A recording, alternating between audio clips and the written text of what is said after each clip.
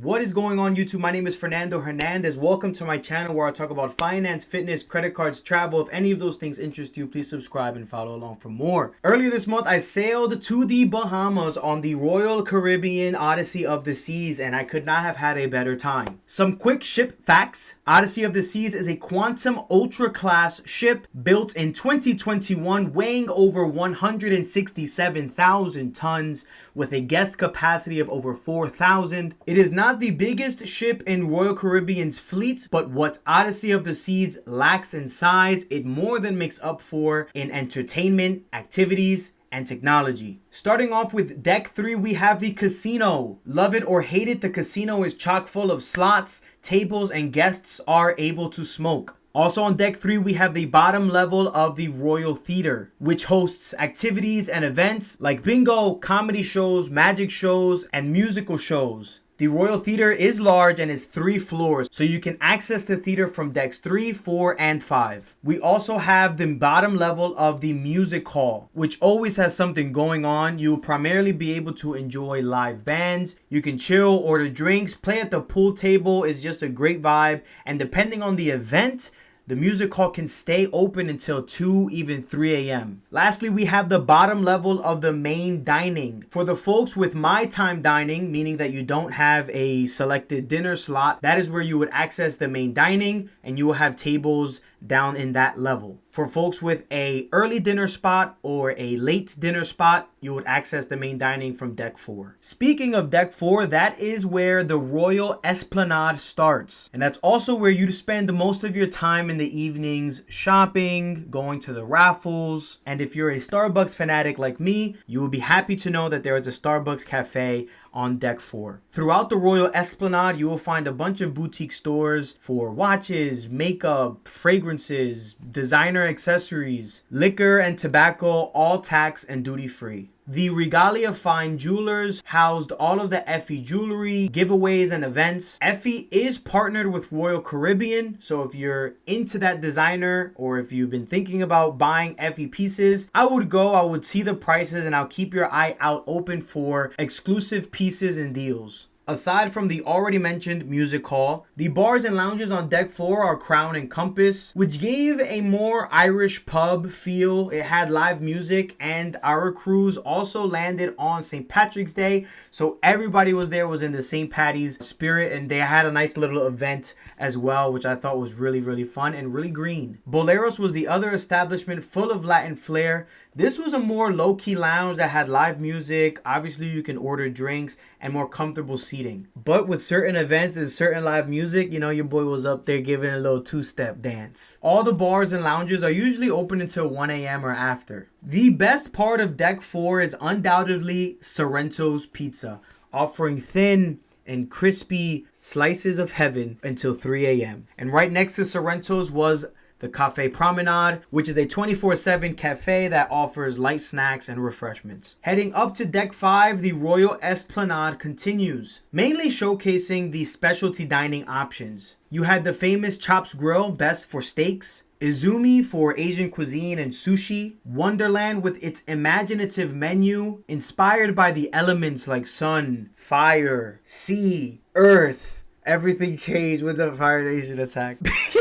My favorite was Giovanni's Italian Kitchen. Giovanni's also had a wine bar next to it. So you had Giovanni's Italian Kitchen and Giovanni's Wine Bar. For guilty libations, we also had Schooner Bar on Deck 5 and the must-see Bionic Bar. If you haven't been on a ship with the Bionic Bar, it's super fun, intuitive experience. They give you a tablet, you swipe your SeaPass card, you can order any alcoholic drink, and I think now non-alcoholic mocktails on like an iPad. It like shows up, and then these robotic arms make your drink, and they're like your bartenders, and it's just like a really cool experience.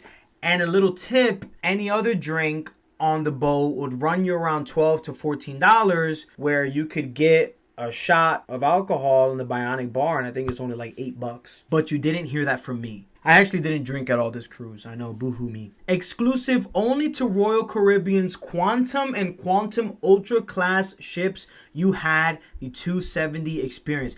You can't even call it a theater because the experience is just out of this world. The giant screens and robotic panels that move around just took the shows to another level, to be honest. The shows that were held in the Royal Theater, believe me, were also spectacular in their own right. But when you just add all of the technology that the 270 experience area gives you, it's so good. Oh, really quickly, right before entering the 270 theater experience area, there was the 270 cafe. They kind of closed a little bit early, but you were able to get like exclusive things there, like paninis, soups, salads, that I didn't personally see offered at any of the other eateries on the ship. Decks 6 through 13 were mostly all staterooms, besides deck 11 and 12, which had the amazing Adventure Ocean. When I went, it was closed, but Adventure Ocean is the one-stop shop for children 12 and under. It's broken up into 3 different age groups. You had kids, that was ages 6 to 12. Then the junior section was ages 3 to 5.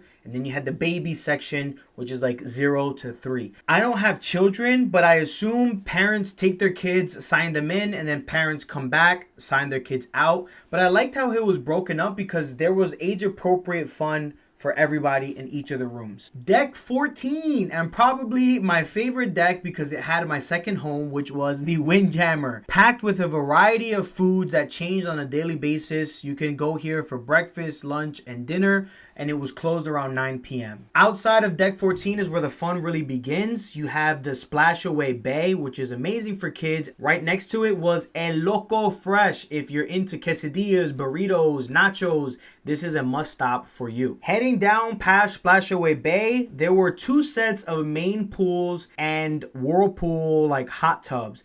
Obviously, the pool that's right next to Splashaway Bay is gonna have more kids, and then it was like broken up into the other section of another main pool and a whirlpool that still had like, you know, teens and kids and stuff in it, but there was enough space for everybody. There was never a time where I was out there and the main pool was like super crowded. And then in between both of the main pools was the Lime and Coconut, where you saw a lot of parents just enjoying a nice cocktail, watching their kids splash away. For the adult guests that want a little bit more peace and quiet, the solarium was to die for. I know there are mixed feelings about enclosed solariums, but I personally love them. Especially when it's raining outside or a little too chilly, like I can just tuck away in the solarium and I'm still able to swim, chill, relax, and even like tan like I need it. It had the main pool, which is kind of hard to describe because it had like 3 different cascading levels, which I thought was nice. So it kind of felt like you were in a different pool, but you were just like in a different level of the same pool. Similar to the main pool, there's a giant whirlpool on each side, but it's split up. So it's like one giant circle connected to another giant circle.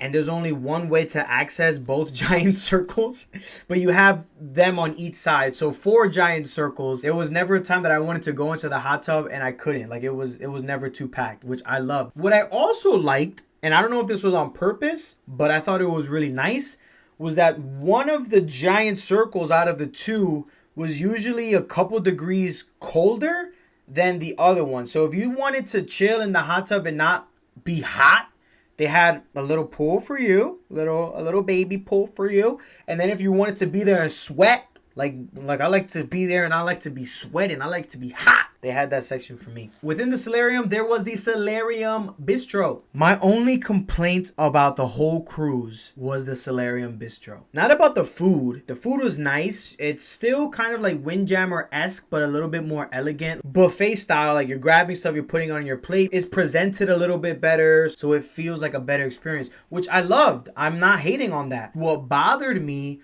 was the workers that tried to uphold that classy feel. It just came across like disrespectful. You're able to eat there for breakfast, lunch, and dinner during the days at sea. And then the days at the port, you're only able to eat there for breakfast and dinner. You don't need a reservation besides dinner. So when you go and you want to eat dinner, they like bombard you like, hey, do you have a reservation? Because you're so used to just walking in like the Windjammer. You walk in, you grab a plate because that's how it looks. But no, they want to have you with a reservation, which that doesn't bother me either. Oh, I need a reservation? Cool. I talked to the guy at the podium. Hey, it's empty. There's no one there, like 3 people and like 17 tables. Can I have a seat? Oh, do you have a reservation? Obviously I don't have a reservation if I'm coming to you asking. They make a whole spiel about that. Doesn't bother me. While they're typing away, which I don't know why, like I said, it's empty.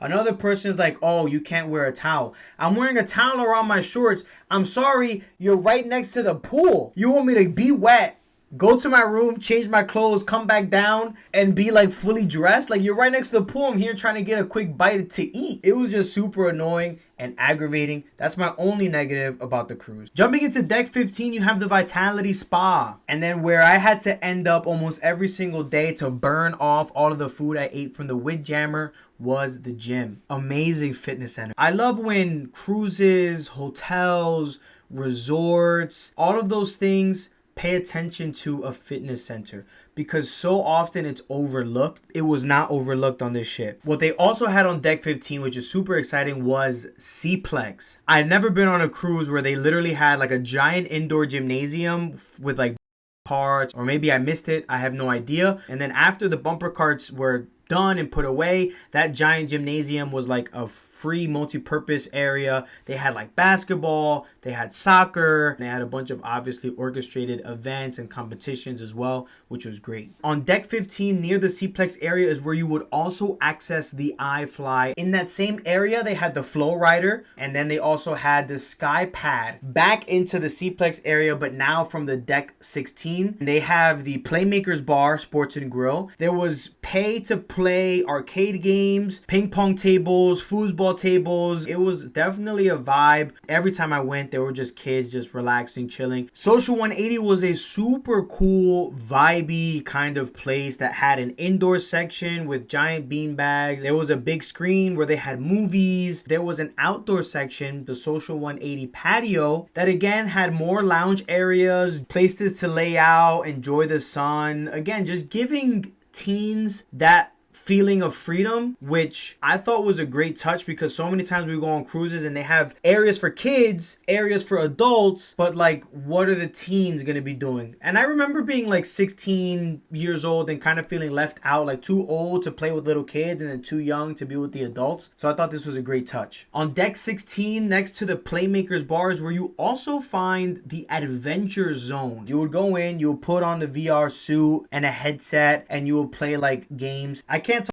16 without talking about the North Star, which is like probably one of the biggest differentiating factors for the Odyssey of the Seas. The arm extends all the way out, goes all the way off the and it like goes around, and it kind of feels like you're in the middle of the ocean. I will say, make sure that you reserve that experience early, because a lot of people like to do it. And the North Star, the iFly, like all of that stuff, you kind of know, oh, this ship has it, I can't wait to do it later. And then when you remember and then you try to book, there's no open slots, just reserve it. The ship was absolutely stunning. The service was spectacular. This honestly should be something I talk about in the beginning of the video, because it's just ridiculous. If there's a spill, it's cleaned up within 10 minutes. You don't see used plates and dirty cups. The person that's handling your room, cleaning your room, is always super friendly. The head server, when you're in the main dining experience, is also always super friendly, and they tend to link you up with the same person, so they remember your name, they talk to you, you build rapport, relationship with these folks. They're just always super nice, super smiling, just a fantastic experience. I love every single second of it. I cannot wait to book again. If you have been deciding back and forth about this ship, just try it. I didn't even know I was gonna enjoy it this much. Definitely is a must try if you're thinking about it. I hope you enjoyed the video, and if you enjoy content like this, please make sure to subscribe. If you like the video,